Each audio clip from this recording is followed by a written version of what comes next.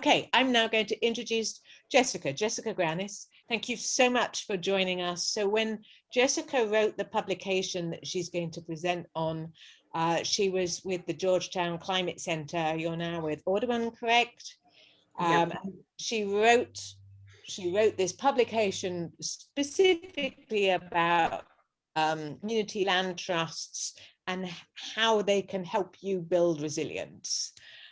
So that's what she's going to be presenting on. And I know it's an issue. Many of you came to our last presentation a couple of weeks ago on community land trust, which was the, sort of the basics. And if you didn't, we do have a YouTube training video on that. We recorded, and we're recording this one. So thank you, Jessica, and over to you. Sure, and I have some slides that I can share. Let me see if I can pull those up. A quick question to you, Jessica. Yeah.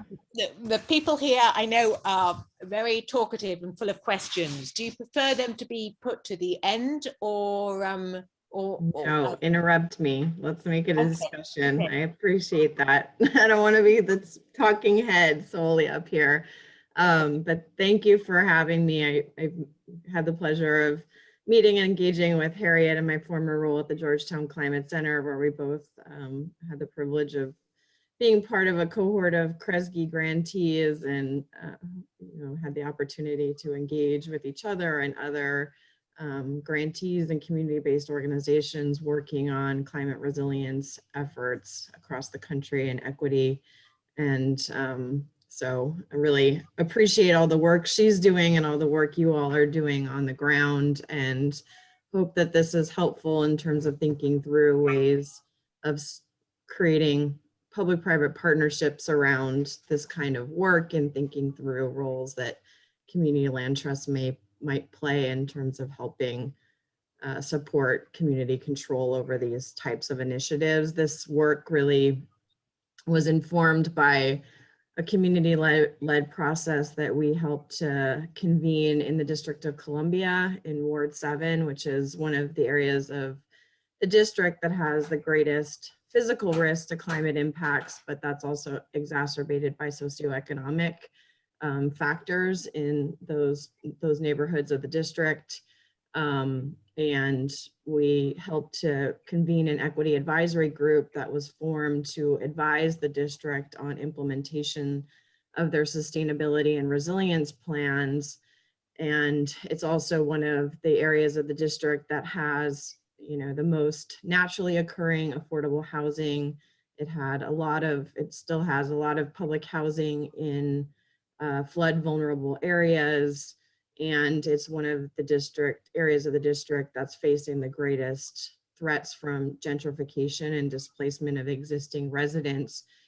And through that process, we really learned that the community was looking for more holistic, community-driven solutions on the ground, and that government agencies, because of the siloed way that they do grant making and delivery of services, really wasn't equipped to deliver the kinds of solutions that these communities wanted to see in their neighborhoods. And so this led us to looking at things like community resilience hubs and community land trusts as a way of supporting resilience in these neighborhoods. And one of the first projects we worked on, we had the privilege of working with the Mayor's Office of Resiliency, but also with a community land trust that was formed in Ward 8 called the Douglas Community Land Trust, named after Frederick Douglass. That was established really to get ahead of a big charismatic infrastructure project to convert an old bridge into a park where there's real concerns, real threats from gentrification and displacement coming from that investment. And so the Douglas Community Land Trust was formed as a way to generate permanently affordable shared equity housing in Ward 8. So that sort of inspired this research looking into ways that community land trusts are already working on resilience and sustainability around the country, but also the ways that cities and states can change their laws and policies to better enable and support these types of initiatives on the ground, and hopefully to serve as a playbook to advocates like yourself in terms of advocating for state and local policies that can enable these types of community-driven solutions in cities and neighborhoods around the country. So let me see if I can share my slides.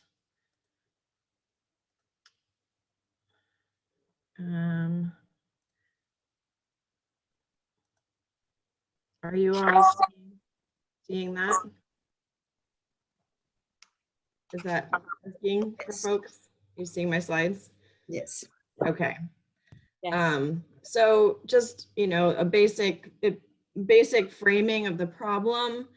I think I was sort of very surprised by the fact that there's not really good synthesis and literature about the combined threats posed by the climate crisis and increasing housing affordability crises in cities across the country. You know, there's good research on the affordable housing challenges. Nearly half of US renters are cost burdened, spending more than 30% of their income on rent, and a quarter of US renters are severely cost burdened, spending more than 50% on rent. There's not a single county in the US where a full-time worker earning minimum wage can afford a 2-bedroom apartment. Black, Native American, and Hispanic households are much more likely to face extreme housing cost burdens and live in substandard housing that's more vulnerable to the impacts of extreme weather. And high housing costs make residents more vulnerable to the impacts of climate change because the cost can limit their ability to pay for things like air conditioning during a heat wave. And it can mean the difference between, you know, retrofitting your home to protect it against flooding and extreme weather. And these can be life or death decisions and investments. And then on top of just the affordable housing crisis, climate is adding to those challenges in terms of needing investments to upgrade housing and revisiting land use decisions and development decisions that will be a critical component to addressing the housing crisis, also ensuring that housing is sited in places that are not increasingly vulnerable to flooding and other climate risk.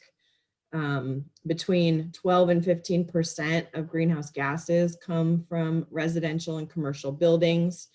Additional greenhouse gases are coming from the transportation associated with housing.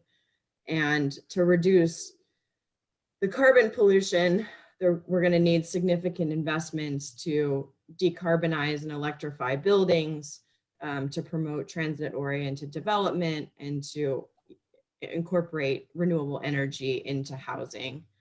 And on top of the need to have more sustainable housing, there's an urgent need to prepare our housing for the inevitable consequences of climate change that are already locked in, given the emissions that we've already put into the atmosphere.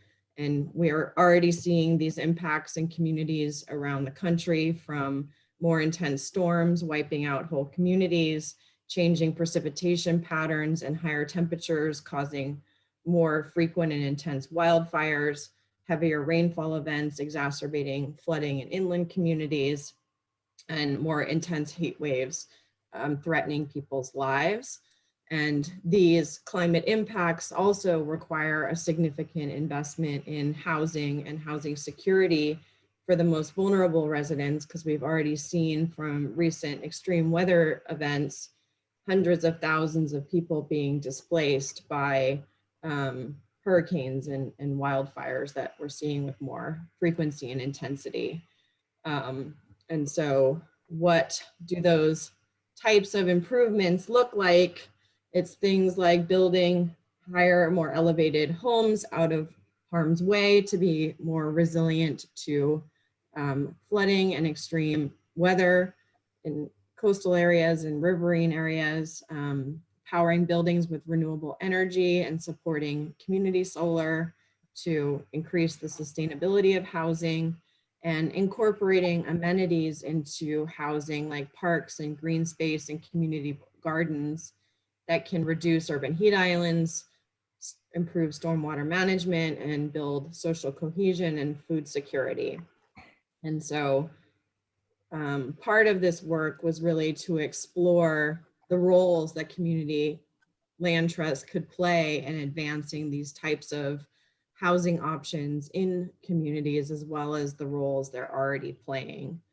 And so we won't need to go into this in too much detail, since I'm sure Grounded Solutions sort of walked through what a community land trust is, but the model is relatively unique because community land trusts are formed as nonprofit organizations, and they're most commonly formed with the purpose of acquiring and developing and stewarding land for community uses, predominantly affordable housing, but also often including other economic development activities and community amenities like parks and community gardens.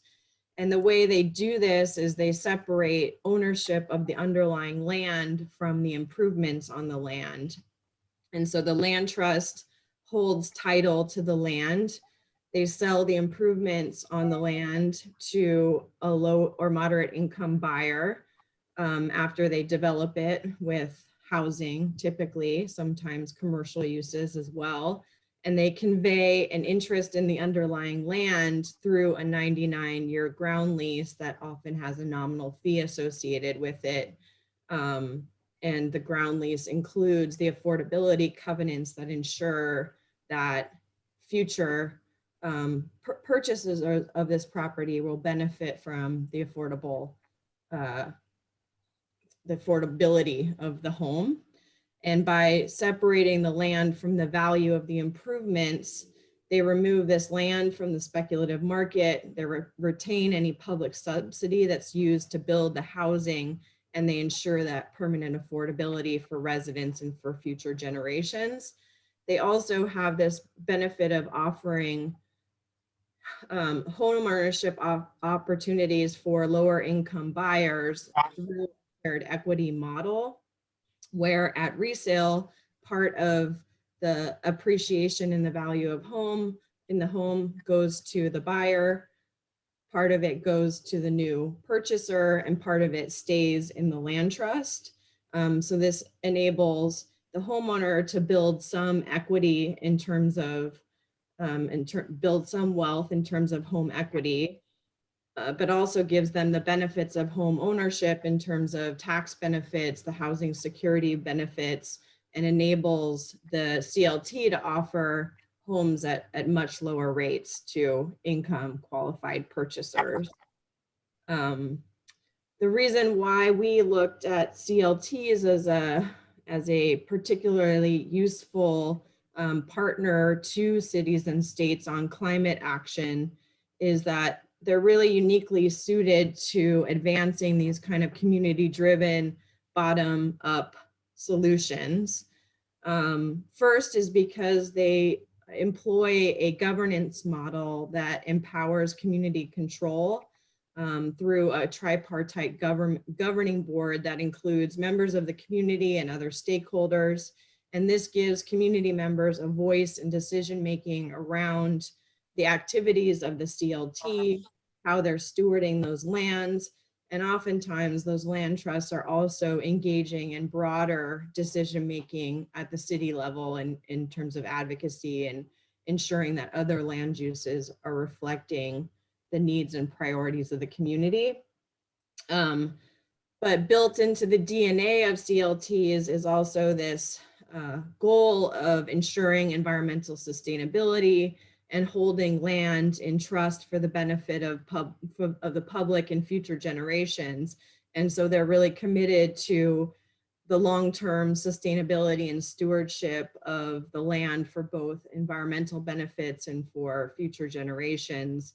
And the final kind of benefit is that community land trusts were started in the US in Georgia in the 1960s as a way to address racist housing policies and investment policies in the Jim Crow South that denied African Americans the ability to own land and to access capital. And so also ingrained in the DNA of CLTs is this goal of advancing racial equity and addressing underlying community stressors like housing insecurity and poverty that play a huge role in weakening overall community resilience. So the paper, the report, and the accompanying case studies, which you can find on the Georgetown Climate Center's Equitable Adaptation Toolkit, explore examples of CLTs around the country that are already supporting sustainability and resilience initiatives in their communities across the US.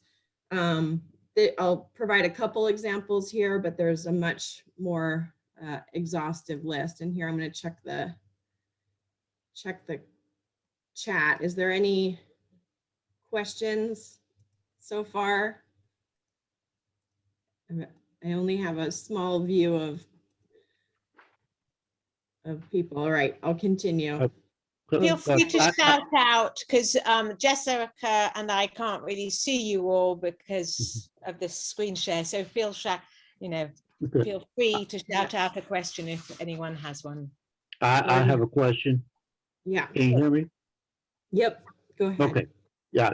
Hello, Jessica. This is Gordon Jackson, Biloxi, Mississippi. The Biloxi NACP Environmental Climate Justice Committee.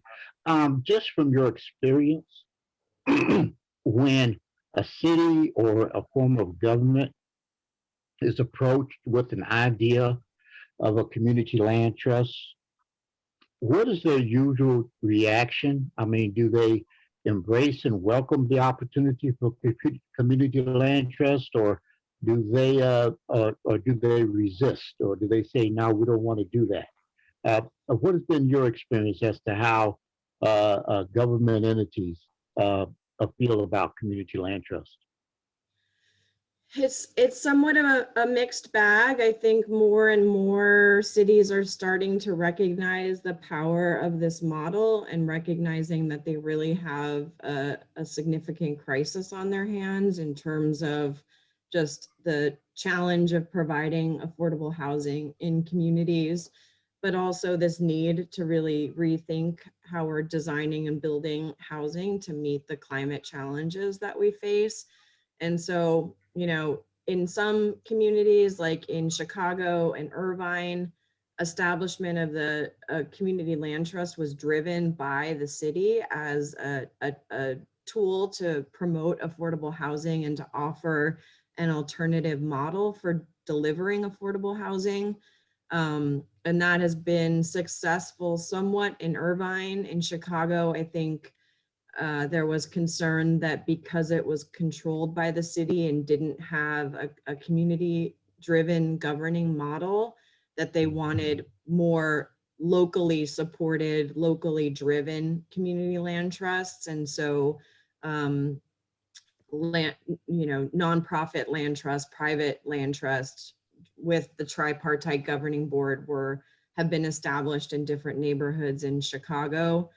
In DC, there was an initial pilot project that was funded to stand up community land trusts that potentially wasn't very effective. I think the concern in DC was that in hot markets where you have, really rapidly rising costs in housing costs, that there was significant barriers to entry for CLTs to be able to access land and compete with the private market to access that land. And so I think there was, in the initial experiment, concern that it wasn't as successful as people had promised and hoped.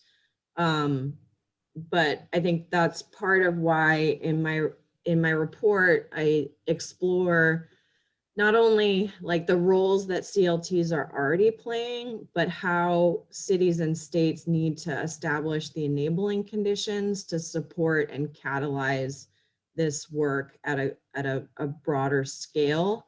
and particularly that access to land problem, because cities have a lot of land that they hold, that's surplus, that they're not using, that they often sell to the highest bidder for development and aren't really including any strong conditions that that land be put to public use.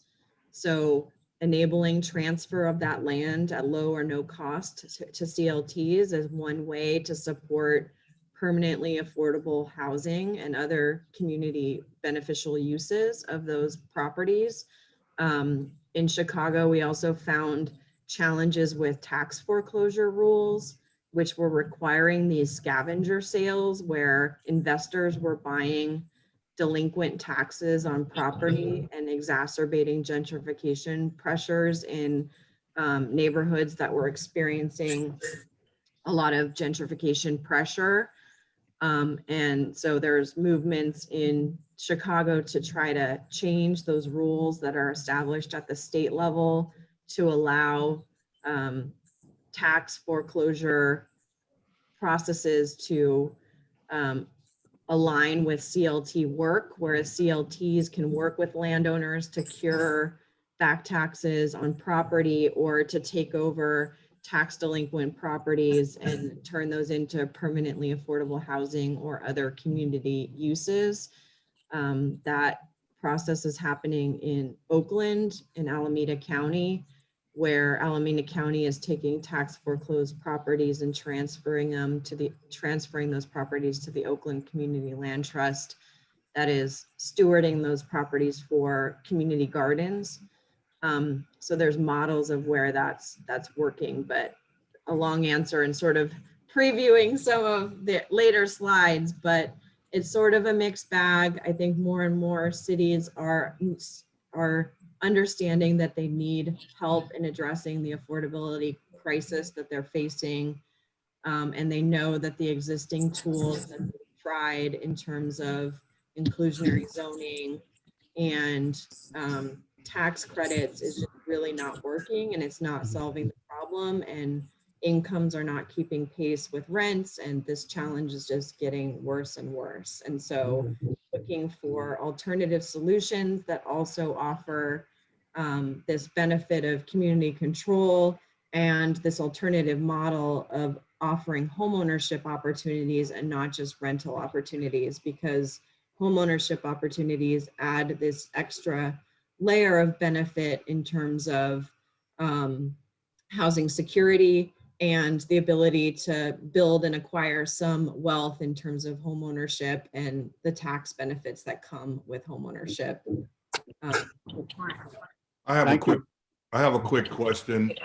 This is Hilton Kelly. When we acquire the property, okay, here in Texas, you have property tax. Many times, this is why the city prefers to sell the land rather than send it to a land trust.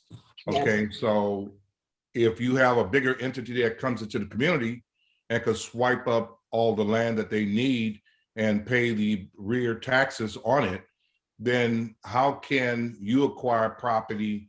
Let's just say, you know, the property's been abandoned for a while. It's just sitting there. Why would the city, you know, kind of opt out to want to give you that land and not have you pay any taxes on it? How is that legal?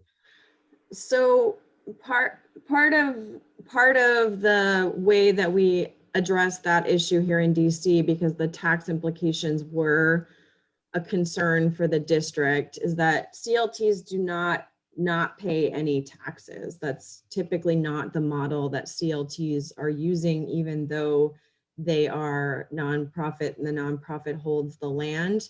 They often seek tax assessment based upon the resale restricted value of the home, so that the taxation is equitable, but also that the property owners are paying in to the services and support that they're receiving from the community. So it's a lower tax rate, or it should be ideally a lower tax rate. It isn't always, but they are still paying into the tax base. And then I think the way that we made the argument here in the district is that CLTs, the reason why you should transfer the land that you've acquired with public dollars, usually for public benefit, is that by transferring land to a CLT, you get all these additional public benefits from that long-term stewardship of the land for community beneficial purposes, whether it's providing permanently affordable housing for lower income residents, whether it's including some of these other community amenities like parks and green space and urban gardens. These are uses and roles that community land trusts are uniquely playing and delivering benefits that you don't receive from private market developers, and you're not completely losing that tax value. It's a lowered tax value, but that's more than compensated by the other benefits that a CLT can offer. So that those are the ways that we've been messaging that. And that's why in the report, I put such emphasis on sort of the unique value that CLTs can bring to communities, because we experienced some of that pushback here in the district, where they were like, why should we do this? What's the benefit of transferring land to CLTs and foregoing the, cash we can receive from selling that land on the private market?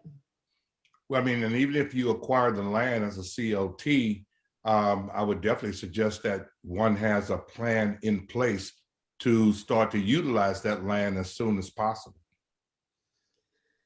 Yeah, so that's another challenge and way that cities and states have been supporting CLTs is these are not easy organizations to start up and form.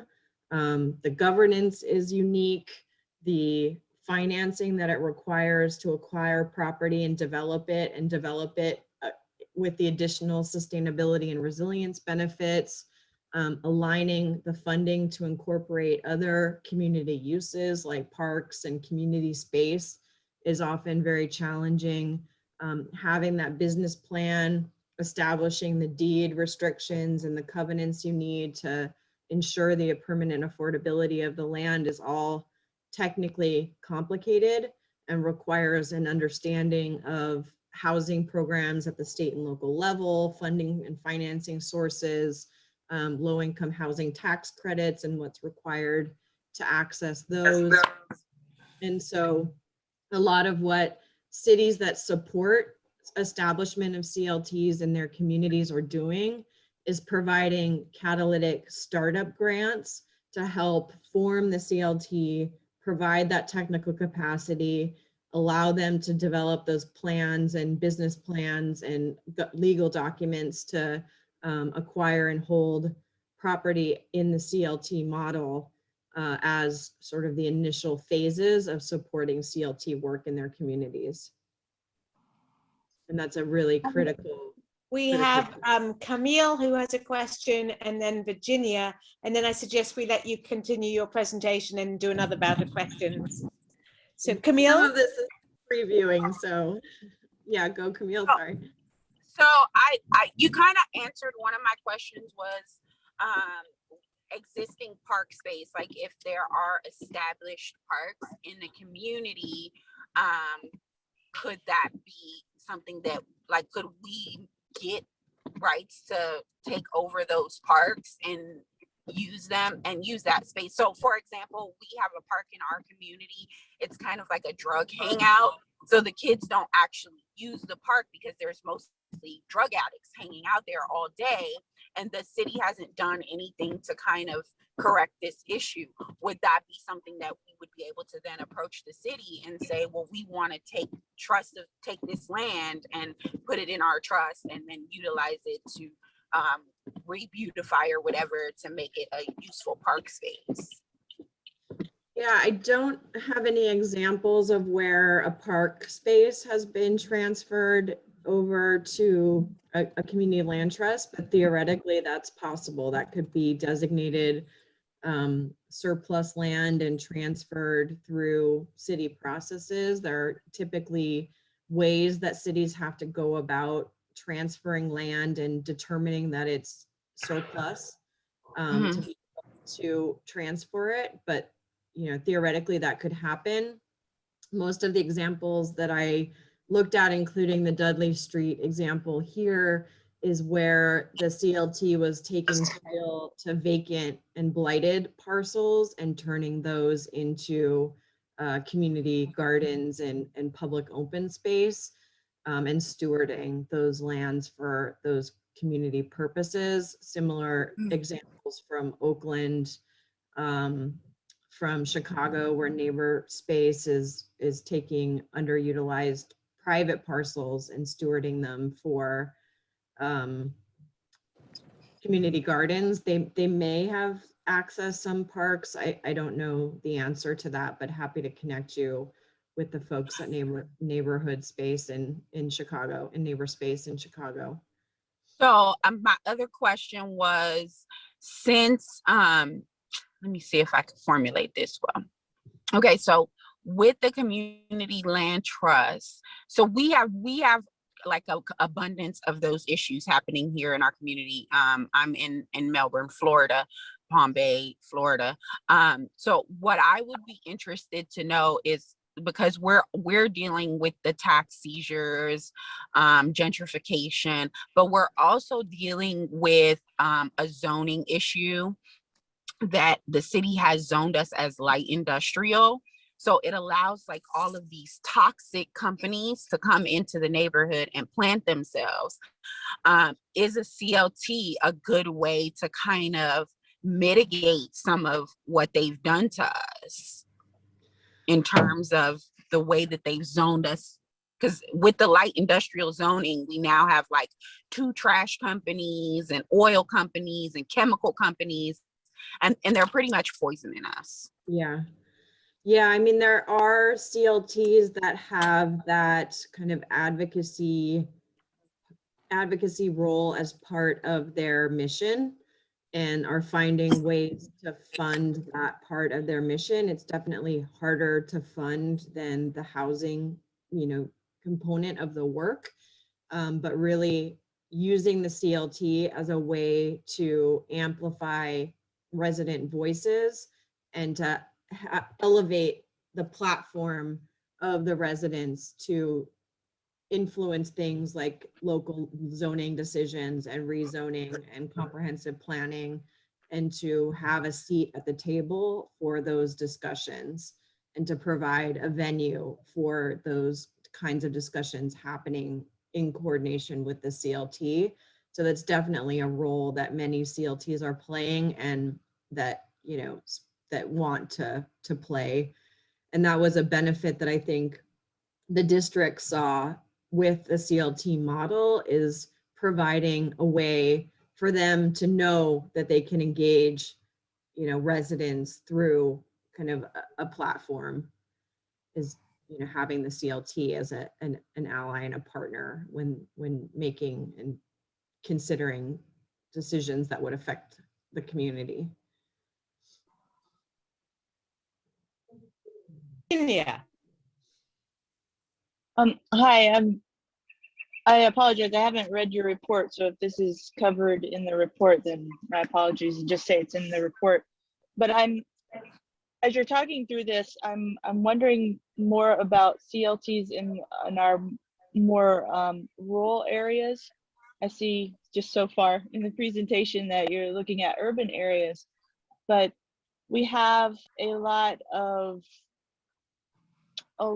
development that is happening in our more rural areas, where we have our wetlands here in Virginia Beach. And what happens is developers buy credits in a different part of our state, and that offsets these costs, I guess, or whatever they have to, these rules that they have to meet for developing in wetlands. So and traditionally speaking, you know, a lot of the housing has been racially divided because they've pushed people towards the more urban areas, and therefore these lower income folks have not been able to have housing, own a home, and have a piece of land that they can actually, have chickens or have, farming in and live more sustainable on the land, and they just have been pushed into these multi-family dwellings. So I'm just wondering, do you have any ideas on how CLTs could be used so that people can have affordable housing in a more rural area, and we can use that to kind of counter this way of developers buying up wetlands and building in wetlands? Just an idea going through my head. Yeah, no, that's great flag.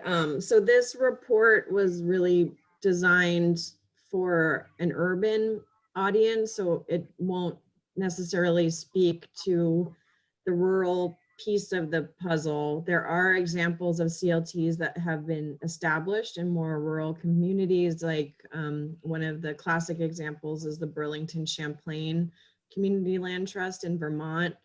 That's been incredibly successful at promoting this type of solution in a smaller city, in a more suburban rural setting. The New Communities Land Trust that was started in Georgia, the first land trust, was really designed to be more of a communal farming cooperative to enable land ownership for African Americans who were denied the right to own land in the South. And so there are examples of ways that community land trusts are supporting rural development as well. I also, in a separate piece that I'm happy to share, looked at roles that conservation land trusts are playing in sustainability and resilience as well.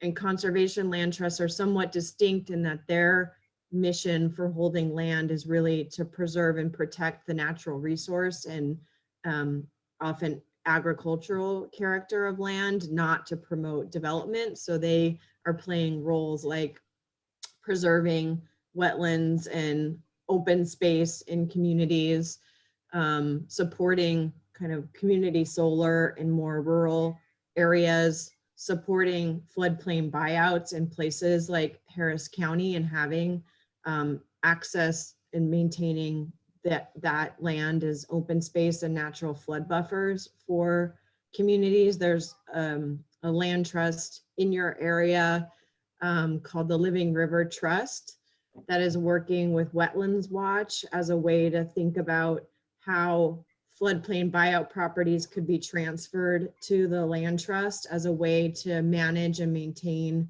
those lands for natural flood buffers and not just have them be sort of blighted open space. So there are examples where conservation land trusts are also starting to work in the space and work with communities in that way. And there are examples of community land trusts playing the housing role in more rural communities as well. Thank you.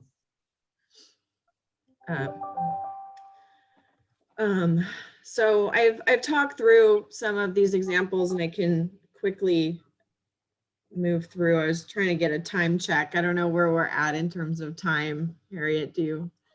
Well, so our meeting, I've scheduled an hour and a half. I don't know how much time you have, but if you did have the full time, then we've got another 3/4 of an hour. Okay. So some of the leading examples of community land trusts that are supporting resilience and sustainability in communities around the country, Dudley Street Neighborhood Initiative is one of the more compelling examples. This was started in the 1960s as a way to address blight and combat kind of arson and dumping that was happening in the Dudley Triangle neighborhood of Boston. The community members got together to form a CLT with the goal of facilitating redevelopment of these blighted vacant parcels without displacing existing residents and empowering community control of future development. And the land trust acquired 30 acres of land And at last count, they stewarded 225 units of affordable housing. And in their newer developments, they're incorporating green design and renewable energy features, but they're also stewarding other community amenities like parks and a greenhouse, and community gardens that are supporting food initiatives in the neighborhood, and other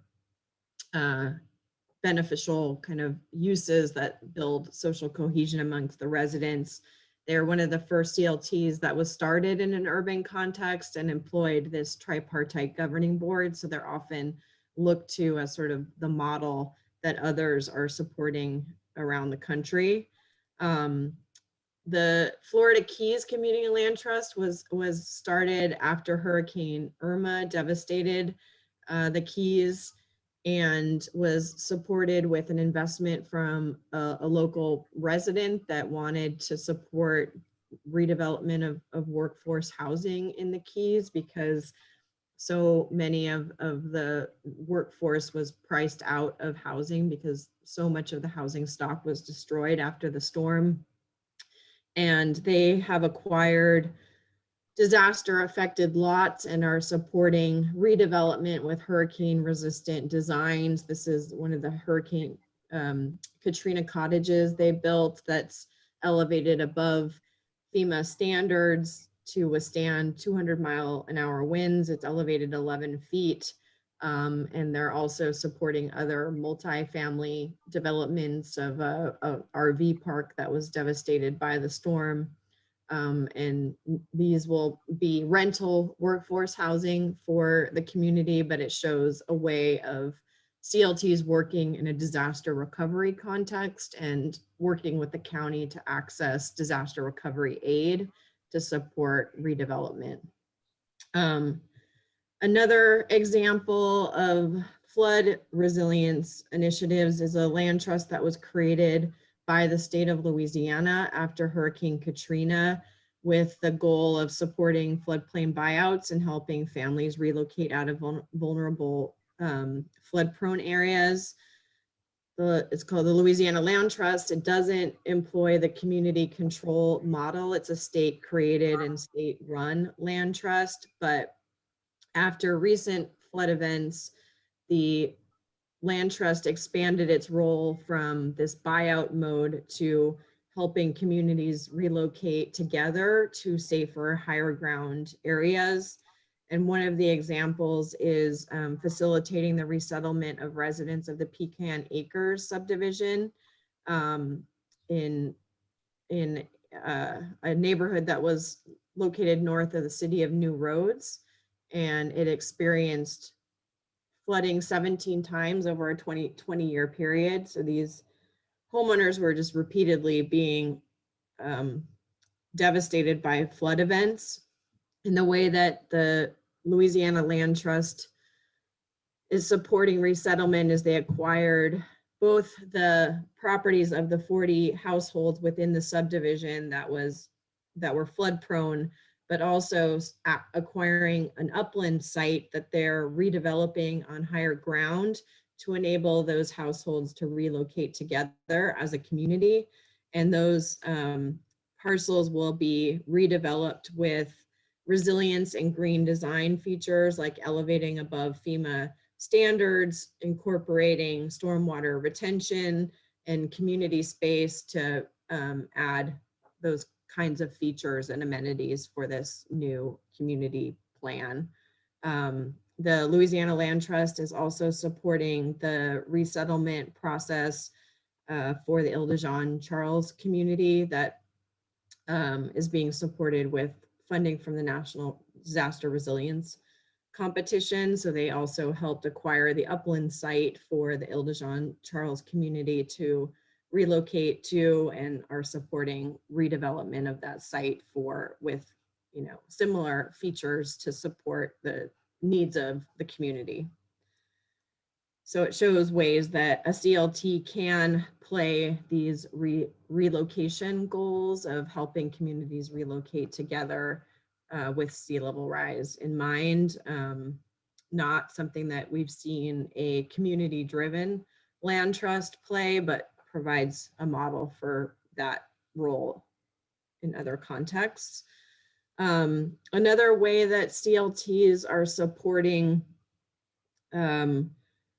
house resilience and sustainability is by supporting community solar. The City of Lakes Community Land Trust worked with a solar developer to build a solar garden, and the land trust basically serves as the intermediary. They collect the energy bills on behalf of residents, pay the developer, who then sells the power to the utility, but this helps to provide a clean and lower cost source of energy for their tenants, for their residents. So this is another role that we see CLTs being able to play in communities to help create renewable, cheaper sources of power.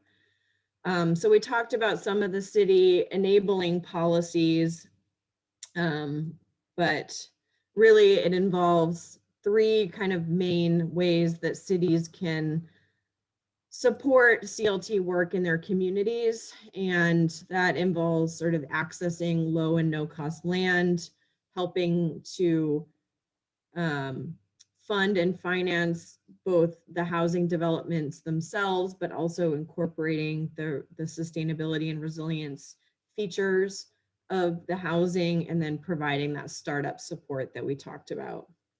So some examples of that.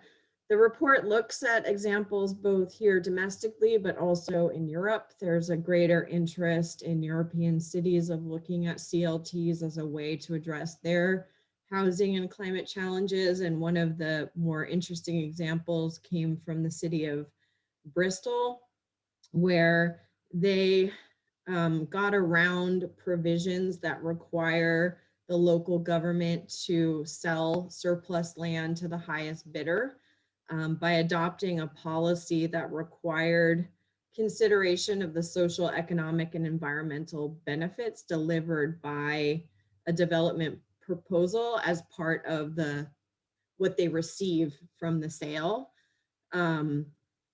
So when they're disposing of city-owned land, this requires them to consider those, what they call social values delivered by the transaction.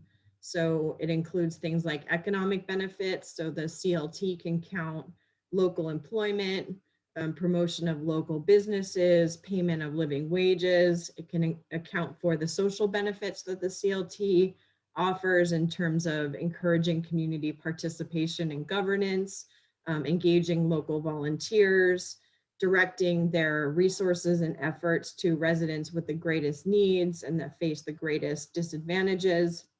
And then they can capture the environmental benefits of how they would develop the project. So things like reducing traffic congestion, reducing carbon emissions, waste, incorporating renewable energy and energy efficiency, stormwater management, parks and green space.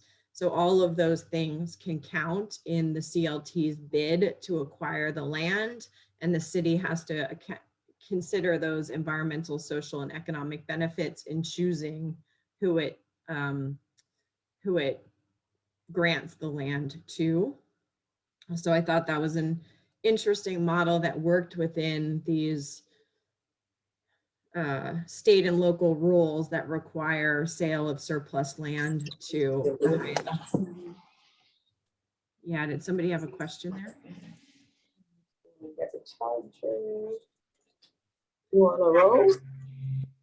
Okay, the other example we talked a little bit about is the tax foreclosure challenges. So in Chicago, we found that scavenger sale rules, which allowed outside investors to purchase the debt of tax delinquent properties, was really driving displacement and gentrification in neighborhoods. And so their community advocates with the CLT are looking for changes to those tax foreclosure rules to allow the CLT to take on that tax debt, to work with landowners to help them cure that debt and put the land into CLT trust, or to acquire those lands and redevelop them for public use. An example of where a county is supporting access through tax foreclosure rules is in Alameda County, where the county is transferring land, tax foreclosed land, to the Oakland Community Land Trust, that's then using the land to develop community gardens in underserved neighborhoods. Another example comes from Atlanta, where they're using a land bank to clear title to tax foreclosed, blighted, and vacant parcels to support redevelopment. And they're leveraging the land bank and prioritizing transfer to CLTs to create a pipeline of low-cost properties that the CLT can then redevelop under the CLT model for affordable housing and community serving amenities like parks. So the Atlanta Land Bank has a land disposition policy that prioritizes conveyance to the local the local land trust that has, its mission to support permanently affordable housing. And they're doing this around the Atlanta Beltline project to help combat some of the gentrification and displacement that's happening as a result of that big charismatic infrastructure project. The Miami Forever Bond is an example of, and I know that this recently has come under fire for potentially taking some of the funding away from affordable housing, but part of the challenge that CLTs face is the affordable housing funding programs that developers typically tap to build affordable housing really doesn't allow for design of resilient housing or housing that incorporates renewable energy or energy efficiency. It prioritizes super low cost, super cheap, affordable housing, period, and really has very low rates per unit that the developers can put to building the affordable housing. And so this requires CLTs that want to provide a resilient, safe place with low cost energy for lower income families. It requires them to pull together multiple different funding streams and financing to build these kinds of housing options that make it really technical and difficult to administer these grant programs. And so one model is to create a funding source that enables the design and development of resilient, affordable housing options. And the Miami Forever Bond is an example of that, where they let a bond to generate funding to support many different kinds of investments in adaptation. Can I just interrupt, because Frances needs to go and she has a question, and then we have Osamu and Joe Tyrone. Okay. Yes. Yes, I just have a question about low-income development. Mhm. I know in the name, well, in our community, in the name of affordable housing, there's developers coming into our neighborhoods and not necessarily putting the right infrastructure in for flooding, for they're disrupting the nature.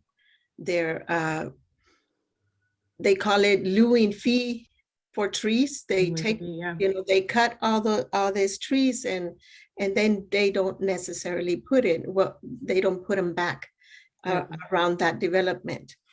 And right now we're trying to, the city is trying to take away our rights to protest and this rezoning of our neighborhoods because they want to come and redevelop our communities.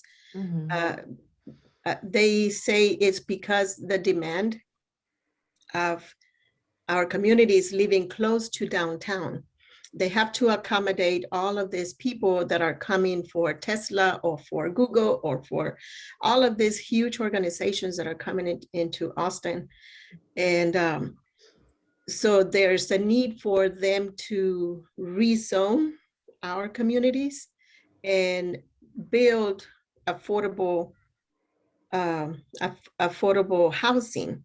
Mhm. Well, this affordable housing, it's coming into areas that are already in flooding areas, and without fixing the right infrastructure that it's already happening. People are already getting flooded, Yeah. and yet you have all of these developers going to Congress, because now we're in Congress with this protest.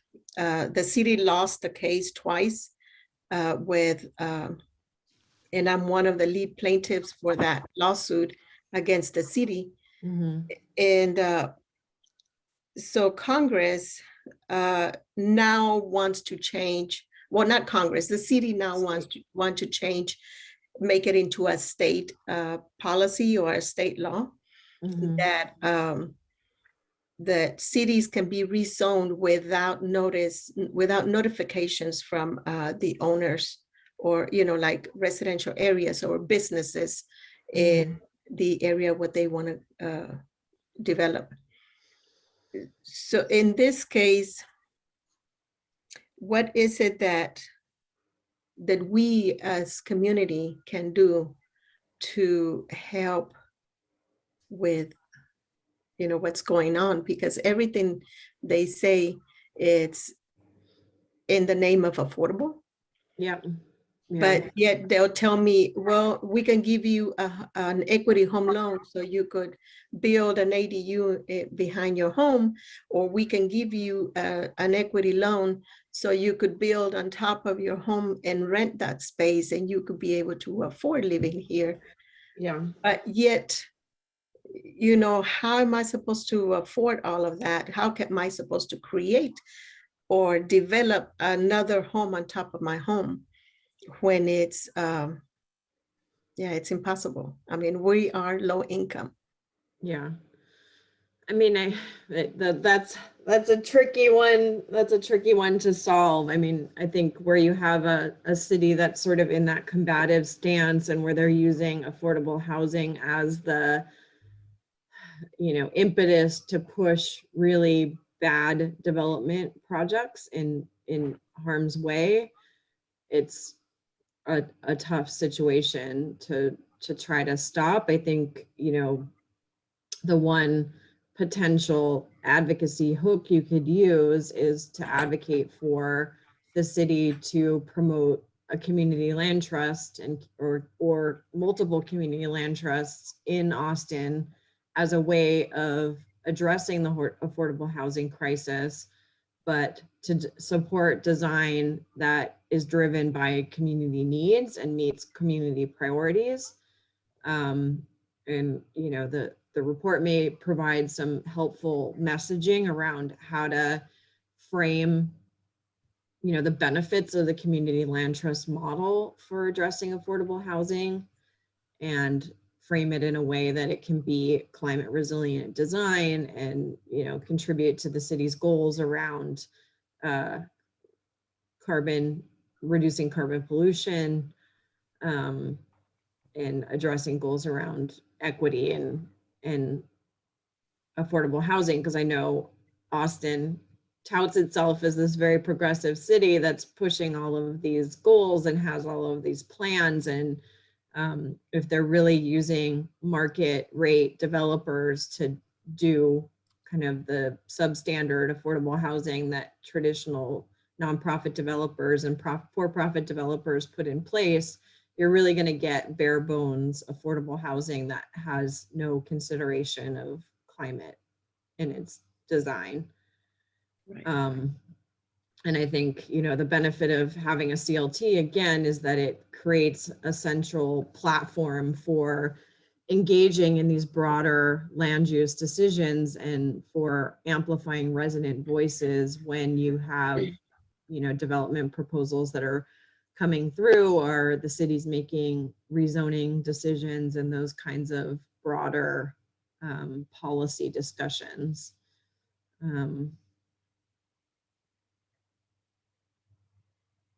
Thank you very much. Thank you. So Asamu? Yeah, hi Jessica. I have been following your work for a couple of years, and I'm just a huge fan of you pushing into this space of looking at the opportunities here. So thank you for being here today. And I had a question about just kind of like how housing developments and densification is, in your experience, from what you've seen of these different cases that you've looked at, how it's been perceived and how much, you know, local like kind of NIMBY backlash there's been against it versus like other kinds of affordable housing development. Like is there, you know, does it seem that CLTs in terms of like framing this new development as something that is for the current residents, like does that seem to be an effective strategy in kind of soothing people's anxieties about new housing? I mean, I think the unique benefit of the CLT model is that so many of these CLTs are really designing and building the housing in partnership with community, and the community is involved through, you know, all stages of, once they have the property, helping to think through what uses should be put on that property, how to develop it, what amenities to incorporate. And because they're engaging community so much throughout the process, it tends to have a much more streamlined approval because people feel bought in, they've been engaged, they've been, you know, part of the process throughout, in ways that, you know, traditional affordable housing projects don't go through that broad community engagement. You have transfer of the land to a for-profit or nonprofit developer. They have their template design that's least cost, and they move it forward, and there's very little opportunity for community input or engagement. And so in that regard, these projects tend to have more public support because they've been engaged throughout the process. It also tends to mean that the projects are, you know, take longer to implement. So it's difficult to meet the timelines often for the funding sources.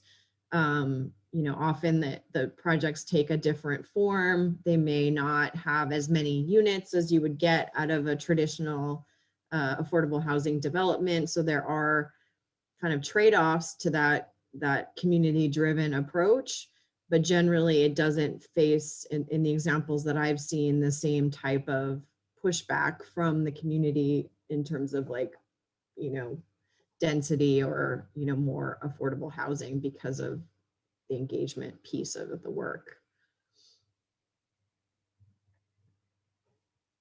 Thank you. Joe Tyrone. Hi. I'm not sure if you can see me or not. I'm calling from my cell phone, so I can't see where I am, but hopefully you can see me. I'm Joe Tyrone from Staten Island.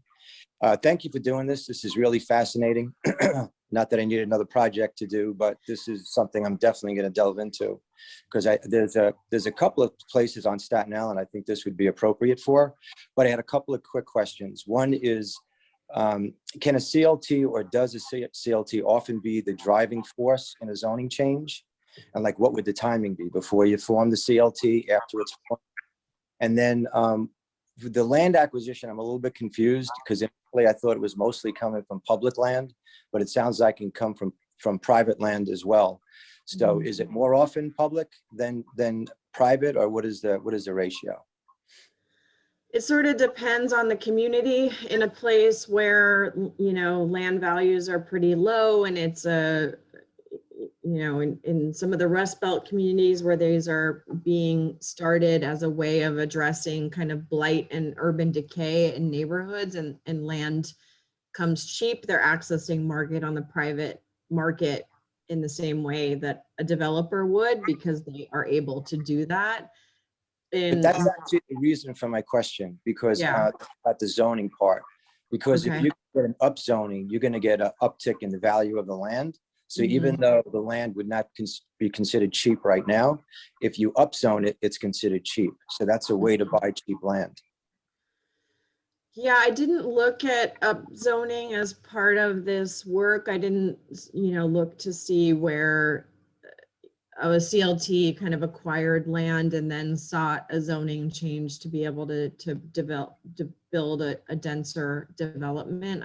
I'm not sure if that's something that CLTs have engaged in. I wouldn't be surprised if that's happened, and having the CLT as sort of the driving force for that, I think gives more weight and power to be able to affect those types of variances or zoning changes. But I didn't look specifically at that question. All right, no problem. I'm gonna look into it. It's fascinating. I think it's a good opportunity. Thank you. Thank you. Thank you. Any other questions? Osama? Yeah.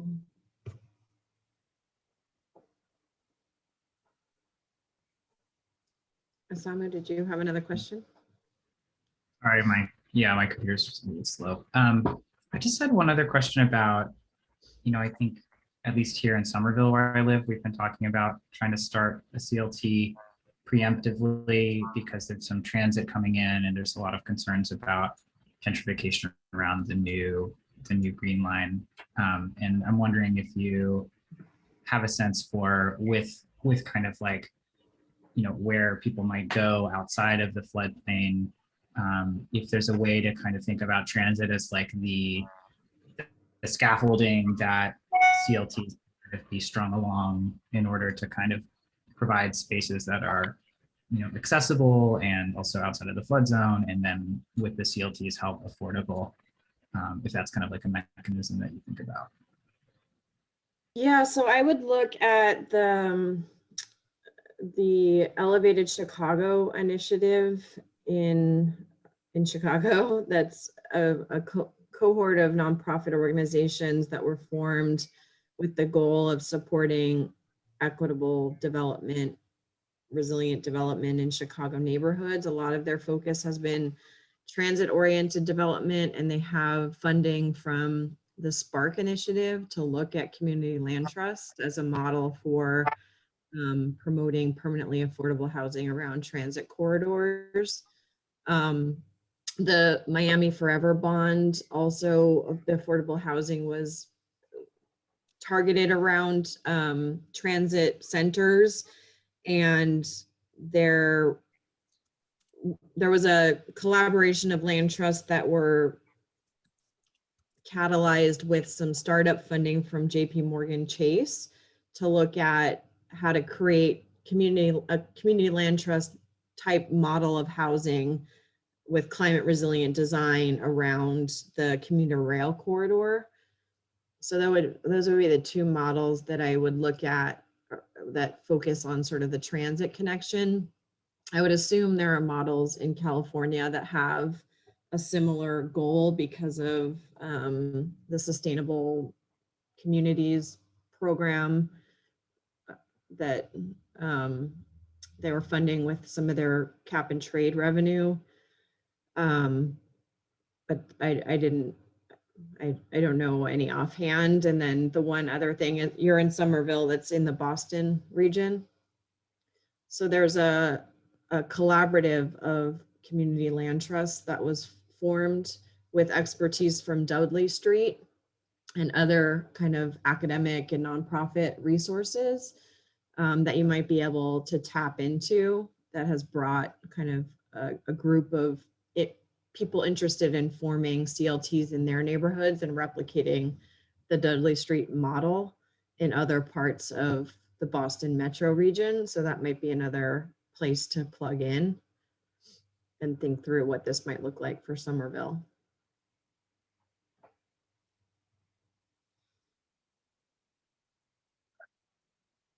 Want to continue? I mean, does anyone else have any questions? No. Okay. Do you want to then continue? I do have one more, if you wouldn't mind. Sorry, I'm just taking up a lot of space, but I was wondering if you had any other thoughts about the Miami Forever bond and just like getting this funding. I know that can be a real Joe point, at least, we're thinking about trying to find funding sources for Susan's community in Missouri. And I think have been trying to do some creative brainstorming around, how can they, obviously it's not Miami and they don't have the same kind of credit rating as a giant city, but just thinking about these different options for actually building houses as well as helping people move. Yeah, I mean, I think part of this research just identified sort of the real big flaw in terms of how we develop affordable housing now, where there's such cost restraints on building that housing, that incorporating any kind of amenity, whether it's, energy efficiency or renewable energy, is not permitted under housing trust funds that are administered by both state and local sources. And so looking at these models where you're expanding those housing trust funds to enable both resilient design of new housing, but also retrofits to existing housing to enable people to stay in their homes and to have to weatherize their homes and to make them more resilient to the climate that we know they're going to experience with flooding and heat and other impacts, is a real need and something that we identified here in the district. But it's important that they don't just expand the uses of those trust funds without adding additional funding, because those trust funds are already oversubscribed and they're not meeting the needs of the housing needs that communities already have. So if they're trying to use existing resources and add in additional features and improve the design of affordable housing and create resources to retrofit homes, that's going to exacerbate that challenge. And so using financing and finding, whether it's bond initiatives or other types of ways to align funding better, where they have funding to do clean energy, where they have kind of hazard mitigation funding to retrofit homes, or weatherization funding. It's just a question of making those funding options bundled and aligned and streamlined, so it's less of an administrative burden on the CLT or the nonprofit developer to have to compile and cobble together all these disparate sources of funding to apply to a single project, and then comply with all the administrative overhead of each of those individual programs. So those were some of the recommendations we had for the district, is like, just reform your housing trust fund generally, try to find more money to put into that housing trust fund to pay for the additional cost that it takes to build a resilient, sustainable home. But also, if you can't do that, just align the pots that you have now so that it's not such a challenge for developers to pull these streams together to get to better outcomes in terms of the housing that gets built.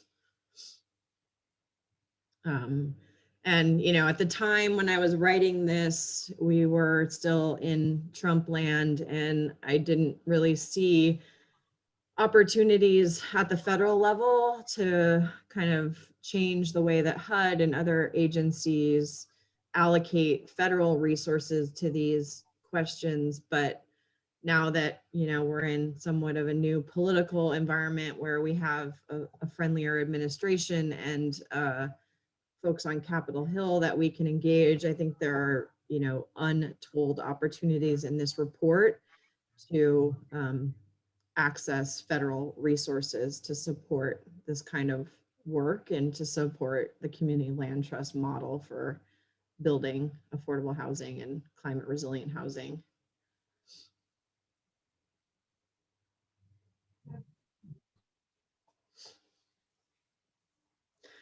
So I was pretty much finished. I mean, the only other example that I had was from King County, where, part of the offerings that they are providing to the Homestead CLT is their Green Tools program that really provides technical assistance and training around how to incorporate climate resilient and climate smart design into housing and building the capacity of nonprofit developers and the CLT in the region on how to access funding and financing to support those kinds of investments and what it requires to build homes with those features.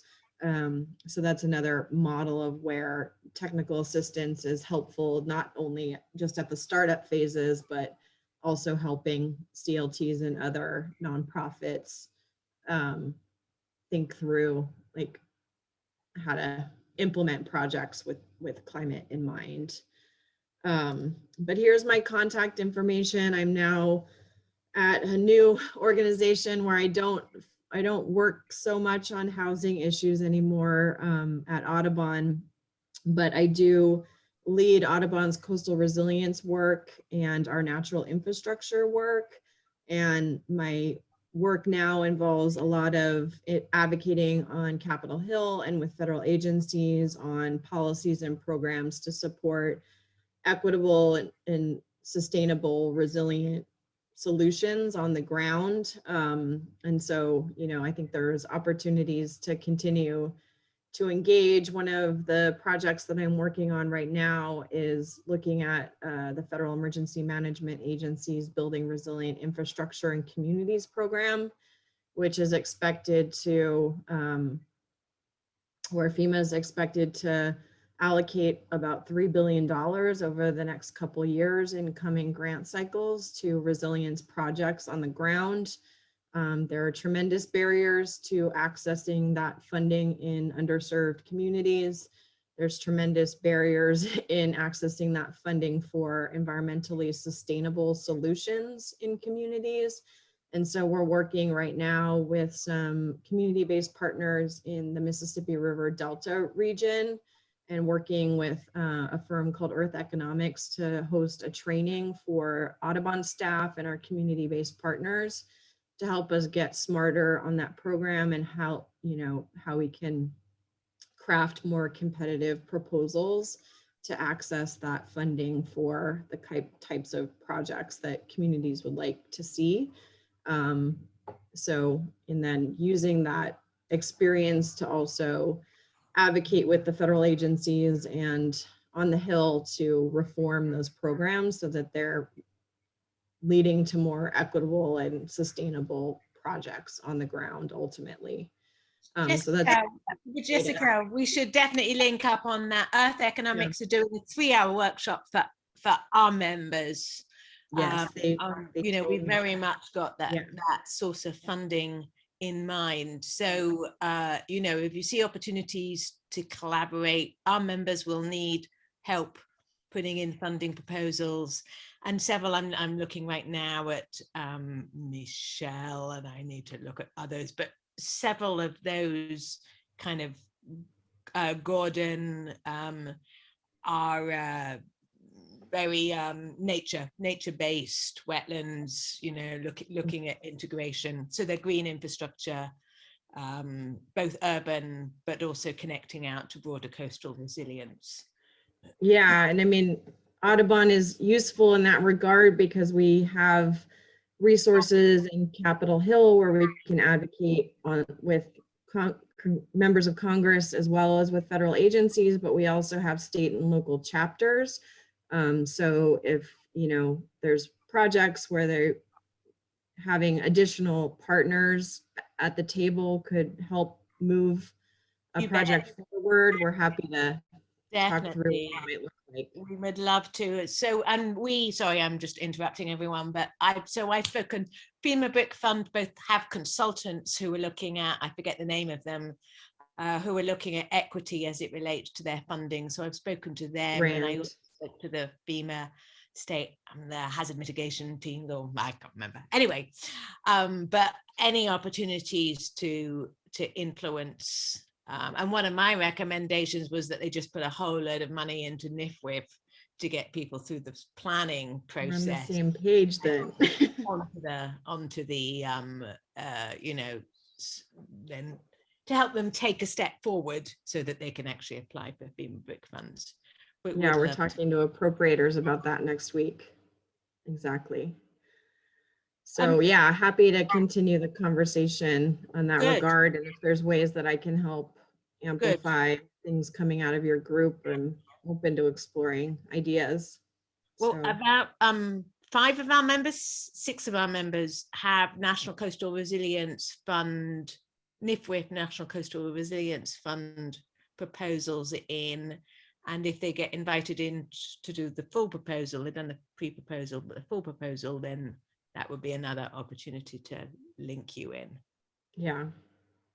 Yeah, and Osama, that's one of the things that we're exploring in the workshop with some communities in the Mississippi River Delta region, is very rural, very underserved communities, and how they can develop competitive proposals for BRIC and other funding sources, because it's a huge challenge to access those resources when you're a smaller, rural, underserved community, for sure. So would love to continue to engage. Excuse me, Jessica, Mhm. when you talk about Mississippi River and the, are you talking about kind of like the northern region of Mississippi, communities in that area? We're working with folks in Sunflower County, Yeah. Issaquena County, so south of Jackson, a bit along the river, Great. Okay. in the Delta. I would like to keep in touch with you about that and the people you're working with. I'm also the state chair of the NAACP State Conference Environmental Climate Justice Committee. And so Okay. our goal with that is to develop as many active environmental committees within all the branches in the state as possible. And we have a total of at least 65 branches in Mississippi, and several of them are up in that north region. So there Okay. might be a possibility we can collaborate on that. Yeah, so you should have my contact information, but I'll reach out to Harriet and let's connect offline. I'd love to Okay. connect with you on this project for sure. That's fine. Nice to thank you for that.